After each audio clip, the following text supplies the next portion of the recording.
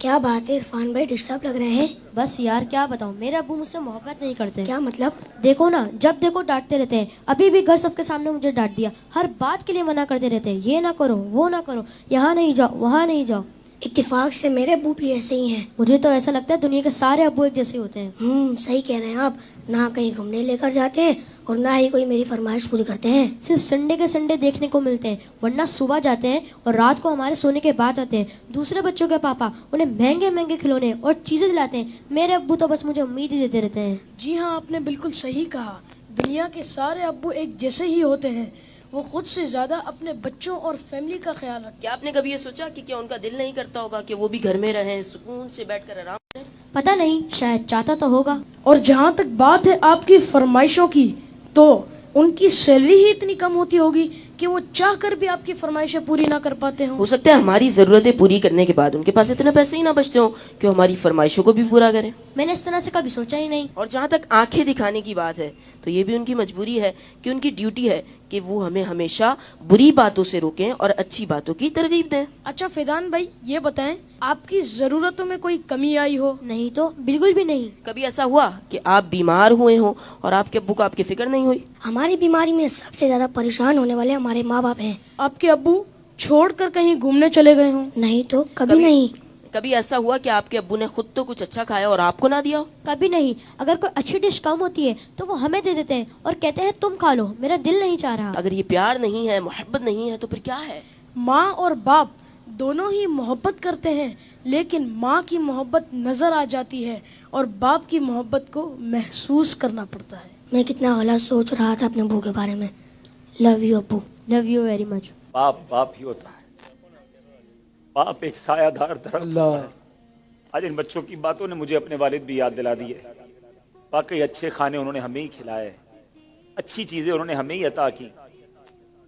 اور وہ بچے جن کے والدین ان کی فرمائشیں پوری نہیں کرتے نا، انہیں یہ سوچنا چاہیے۔ صرف میں بچوں سے بات نہیں کروں گا، گھر کے اور بھی افراد ہیں، زوجہ بھی ہے، بیٹی بھی ہے۔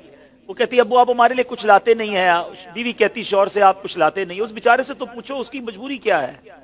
صبح سے گھر سے نکلتا ہے، چاہے سردی ہو چاہے گرمی ہو، کوئی موٹر سائیکل پر جاتا ہے، کوئی بس پہ بیٹھ کے جاتا ہے، کوئی دو بسیں بدل کے جاتا ہے، بارش میں بھی جاتا ہے۔ کیوں جاتا ہے؟ کہ چھٹی کروں گا تو تنخواہ کم ہو جائے گی، تنخواہ کم ہو جائے گی تو بچوں کو کیسے پورا کروں گا، اسکول کی فیس بھی دینی ہے، بچوں کے لیے کپڑے بھی لانے ہیں، کھانا بھی وقت پر لانا ہے۔ ہر چیز ہمیں تیار ملتی ہے۔ اس کی سورس کون ہے؟ وہ سورس ہمارے والد ہیں۔ اور بہت پیاری بات اس بچے نے کہی کہ ماں کا پیار تو نظر آتا ہے، والد کا پیار محسوس کرنا پڑتا ہے۔ پوچھو ان سے جن کا باپ چلا گیا۔ والد ایک سایہ دار درخت ہے۔ کبھی درخت کو دیکھا آپ نے؟ اس کے اوپر کے پتے گرم ہوتے ہیں، وہ ساری دھوپ اپنے اوپر سہ لیتا ہے اور اس کے نیچے اپنے بچوں کو چھاؤں دیتا ہے۔ اگر لوگ بعض اوقات اپنے والد کی قدر نہیں کرتے، اپنے والد سے الجھتے ہیں، اپنے والد کو برا بھلا کہتے ہیں، یاد رکھیے میرے آقا فرماتے ہیں، اس کا مضمون یہ ہے کہ والد کی رضا میں اللہ کی رضا ہے اور والد کی ناراضی میں اللہ کی ناراضی ہے۔ کبھی اپنے باپ کو ناراض مت کرنا۔ اگر وہ بوڑھے ہو گئے ہیں تو اب تمہاری باری آئی ہے، ان کی خدمت کرو، انہیں یہ احساس دلاؤ کہ اب میری باری ہے آپ کی خدمت کرنے کی۔ ہم اپنی ماں کو تو کہہ بیٹھتے کہ ماں میں تم سے بہت پیار کرتا ہوں۔ میں ساری دنیا کے بچوں سے پوچھتا ہوں کہ کب اپنے باپ کو کہا تھا کہ ابو آئی لو یو، والد صاحب میں آپ سے بہت پیار کرتا ہوں، آپ دنیا میں آج میں جو کچھ ہوں ابا جان میں آپ کی وجہ سے ہوں، یہاں تک پہنچایا مجھے آپ نے ہے۔ ارے جس نے انگلی پکڑ کر چلانا سکھایا، جس نے ہر مشکل میں کہا گھبرانا نہیں، میں تمہارے ساتھ ہوں۔ کہیں پھنس جاتا تھا تو ابو کے پاس آتا تھا، وہ کہتے بیٹا میں سنبھال لوں گا۔ اب وہ جب چلے گئے اب پتا چلتا ہے کہ کون ہے جو سنبھالے گا۔ بچپن اور بڑھاپا برابر ہوتا ہے۔ جب ہم چھوٹے تھے ہم نے بڑی ضدیں کی، ہم نے بہت اپنی باتیں منوائیں۔ اب سمجھو والد صاحب کا جب بڑھاپا آ گیا تو میں نے ان کی باتیں ماننی ہے، ان کی غصے کو برا نہیں ماننا، ان کے ٹوکنے کو برا نہیں ماننا۔ کبھی باپ کا دل مت دکھانا، یہ مت کہنا کہ آپ کو نہیں معلوم۔ ارے اسے کہتے ہو کہ نہیں معلوم جس نے ہمیں چلنا سکھایا، جس نے ہمیں کھڑا ہونا سکھایا، ہر مشکل میں جس نے ہماری مدد کی۔ خدارا میں ساری دنیا کے بیٹوں سے، ساری دنیا کی بچیوں سے، ساری اولاد سے گزارش کرتا ہوں، اگر تمہارے والد زندہ ہیں ان کو خوش رکھنا، اور بوڑھے ہو گئے تو اب احساس دلاؤ ان کو کہ ابو جان آپ نے بڑا کام کیا ہمارے لیے، بڑی محنت کی، اب ہماری باری ہے آپ کی خدمت کرنے کی، اب ہم آپ کو سکھ پہنچائیں گے، اب آپ کسی ٹینشن میں نہ رہے، میرے پاس جو کچھ ہے ابو جان یہ سب آپ کا ہے، آپ کی وجہ سے ہے۔ دف ہے اس اولاد پر جو اپنے والد کو کہتی ہے کہ یہ میرا ہے آپ کا نہیں ہے، میں نے کمایا ہے آپ نے نہیں کمایا۔ یہ کبھی مت کہنا میرے پاس جو کچھ ہے، جو شرافت ہے، جو عزت ہے، جو دولت ہے، وہ سب کچھ ماں باپ کی وجہ سے ہے، وہ والد کی وجہ سے بالخصوص ہے۔ اپنے والد کو بڑھاپے میں خوشی دینا، اور جن کے ماں باپ چلے گئے اب ان کے لیے خوب ایصال ثواب کرے، ان کی قبر پر جایا کرے، وہاں دعائیں کیا کرے، بڑی پیاری دعا ہے۔ آؤ آخر میں مل کر ہاتھ اٹھائیے، اپنے ماں باپ کے لیے جو قرآنی دعا ہے وہ کرتے ہیں۔